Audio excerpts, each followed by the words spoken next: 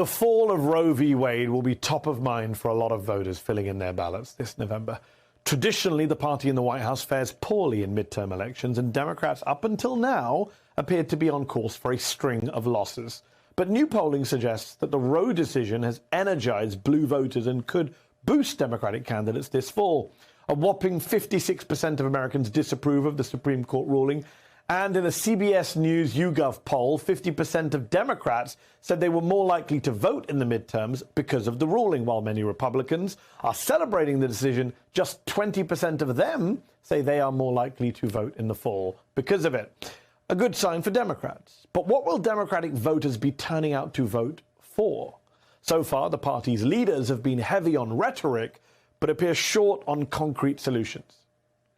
Because of Donald Trump, Mitch McConnell, and the Republican Party, their supermajority in the Supreme Court, American women today have less freedom than their mothers. Today is one of the darkest days our country has ever seen.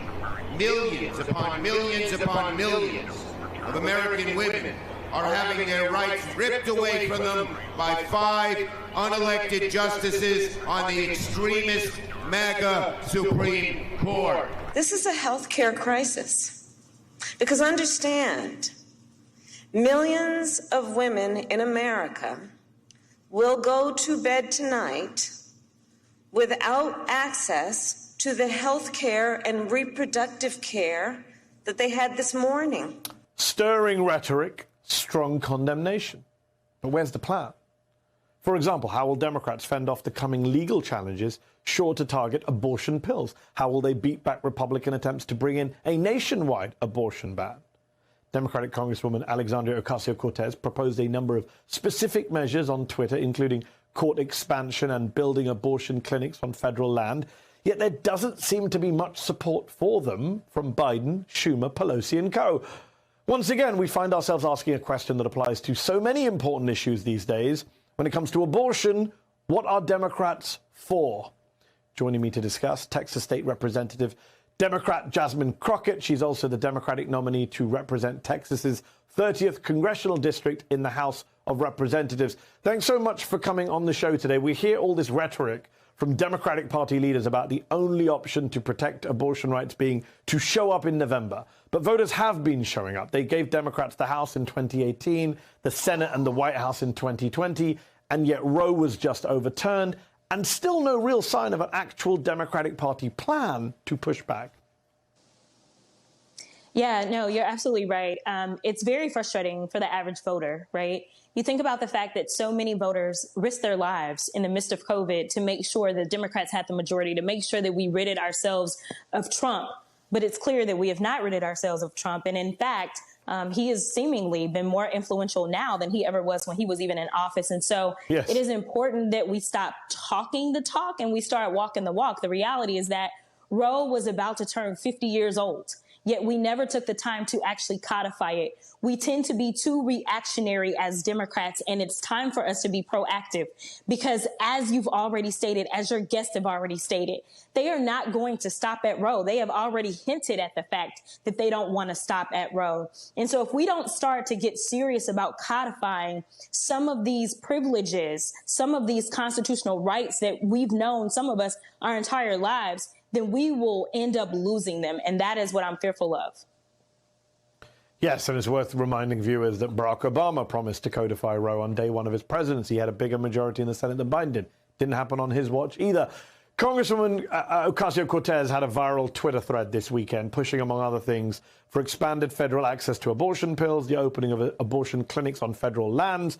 What do you think of proposals like that? Is that the kind of thing the Democratic Party leadership should be leading into? I absolutely agree, to be perfectly honest. I've been pushing for expansion of the court for a while, especially when we decided that we were going to leave Texas and go to D.C. for voting rights. People have to understand that all these things are tied in. I don't care if you have a uterus or not. I don't care if you really are that much for abortion or not. The reality is that there is some right that you most likely care about that now we are going to start to see the dissipation of that right if we don't all band together. This started as it relates to voting, as it relates to redistricting, all of those things. We've got a bunch of far right-wing white supremacists that are nervous about how colorful and how diverse our country is becoming. And therefore, they want to send us back to a time that many of us don't know. And so it's time for us to stand up. We absolutely need to be just as aggressive as they have been. And so I absolutely believe that we need to expand the court. I also think that we need to look into the idea of abortion pills being something that can only be regulated on a federal level, because a lot of times people are doing this online. And so we need to look at interstate commerce and see if that's going to be a good option to protect women from their states. And we also need to look at the fact that we've got so many rogue states, such as the state of Texas, that's saying right now that, hey, you will be punished to the extent of potentially up to 20 years in prison if you go about trying to do something like an abortion. This is even for those little girls that are raped somehow and end up pregnant and decide that, hey, maybe the only option that I have to stop the victimization that I'm suffering from is to seek an abortion. We've got to do something more than talk. We've got to get just as aggressive as the Republicans have been. So your state, Texas, is one of those states that has a trigger law that will virtually eliminate abortion access in the state within a matter of days. What are Texas Democrats doing within the state to try and protect the bodily autonomy of their constituents? Are we going to see people fleeing Texas, crossing state lines?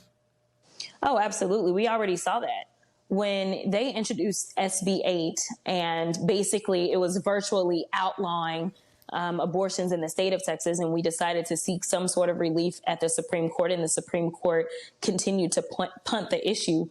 We saw that states like Oklahoma were being overrun with those that needed abortion access. I fully anticipate that we're going to continue to see that be an issue in this entire country, because we know even a state like Oklahoma, who is a neighboring state, decided that they wanted to make sure that they limited access to abortion care before the overturning of Roe v. Wade. And so we are in a constitutional crisis, and it's not just because of Roe.